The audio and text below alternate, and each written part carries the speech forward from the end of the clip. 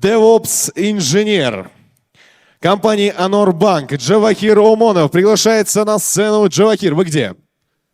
Это вы, да? Прекрасно. Джавахир, просим вас пройти на сцену. Сегодня он нам расскажет про обеспечение безопасности программного обеспечения в процессе CI/CD. Давайте ярко встретим нашего спикера Джавахир Омонов. Xo'sh, assalomu alaykum. Ismim Omonov Javohir. Anor Bankda DevOps injener bo'lib faoliyat yuritaman. Xo'p, IT sohasida 4 yildan buyon faoliyat yuritaman. Faoliyatim davomida birinchi karyeramni backend dasturchi sifatida boshlaganman va umuman IT sohasida har qanday sohada bilamanki, ya'ni backend dasturchilikda yo front-end yoki DevOps yoki tizim administrator sohalarida eng katta bizga uchraydigan muammo bu xavfsizlik. Xo'p, bugun men sizlarga CI/CD jarayonida dasturiy ta'minot xavfsizligini ta'minlash borasida qisqacha so'z yuritmoqchiman. Xo'sh, bugungi kunda bilamizki, kompaniyalar CI/CD jarayonlarini keng va samarali foydalanib keladi. Ya'ni ular o'z dasturlarini samarali va tez effektiv yetkazib berish maqsadida CI/CD jarayonlaridan foydalanadi. Lekin bugungi rivojlangan asrda bilamizki, dasturimizni rivojlantirish bilan birga unga nisbatan bo'ladigan tahdidlar ham ortib boradi. Ya'ni xavfsizlik jihatlariga ham e'tibor berishga to'g'ri keladi. O'zingiz misol uchun o'ylab ko'ring. O'zingiz ishlayotgan kompaniyangizda yoki proyektingizda siz xavfsizlik darajalariga qanchalik darajada e'tibor bergansiz?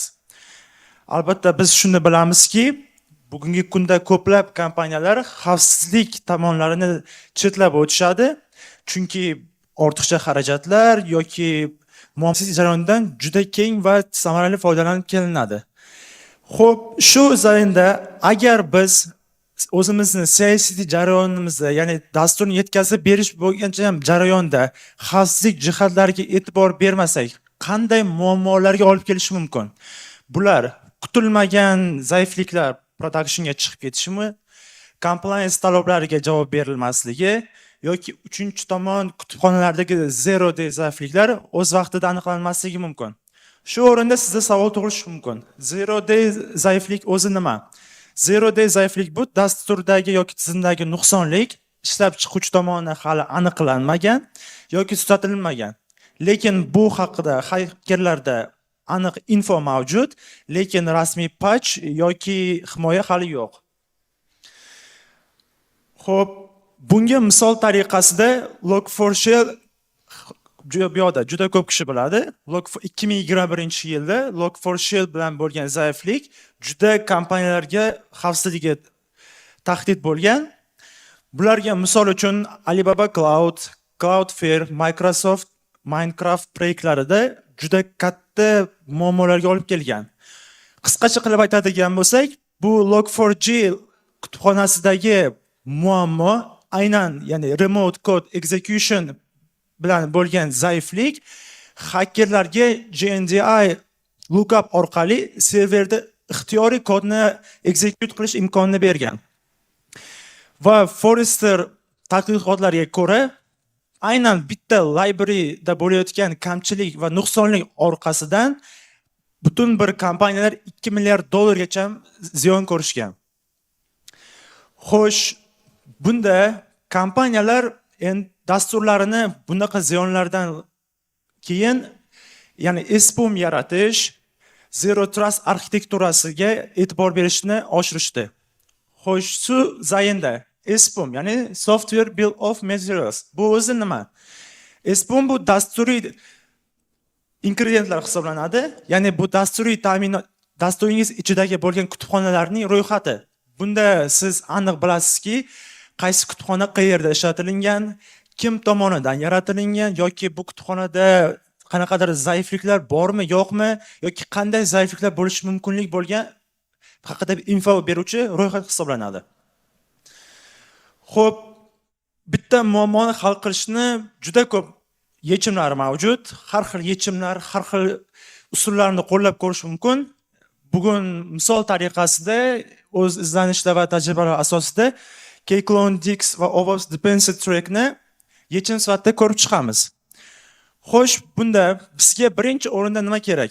Biz birinchi o'rinda dependency track serverni Docker image yoki Kubernetes keyingi qilishimiz shart bo'lgan vazifa bu biz policy violationslarni sozlab chiqishimiz kerak. Ya'ni policy violations bu siyosatga zid bo'lgan holatlar.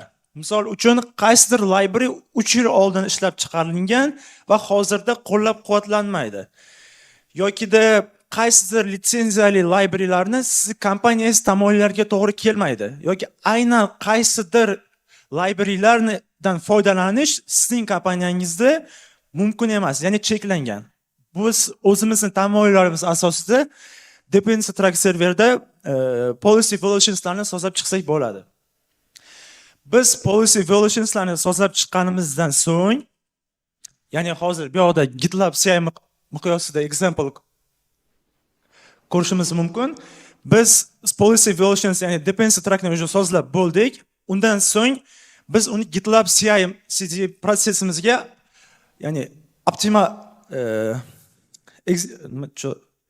GitLab CI prosessimizga qo'shishimiz kerak. Ya'ni bunda biz birinchi o'rinda misol uchun Maven miqyosida SPM faylni generatsiya qilib olishimizga to'g'ri keladi. SPM faylni generatsiya qilganimizdan so'ng biz uni dependency track serverimizga API orqali jo'natsak bo'ladi. Ya'ni biz aynan CI/CD jarayonimizda API ni GitLab CI orqali integratsiya qilamiz. Va shunda biz qaysidir librarylarni, ya'ni biz policy violationslarni sozsa, ya'ni qaysidir librarylarimiz qanaqa kutubxonalarda ishlatilayotganini haqida infolar bizda mavjud bo'ladi. Ya'ni biz qanaqadir, misol uchun aytib o'tirgandek log4sh, ya'ni log4j library. Jahongir Katag'on, rahmat. Jahongirga savollar bo'lsa, qo'linglarni